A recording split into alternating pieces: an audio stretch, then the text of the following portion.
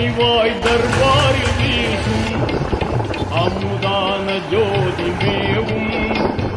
அருளான முஸ்தபாவே அன்பாய் சலாம் உரைத்தேன்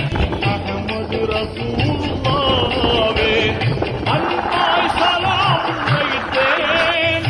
அஹமது ரசூலுல்லாவே மஹமூது நபிகள் பிரானே மஹமூது நபிகள் பிரானே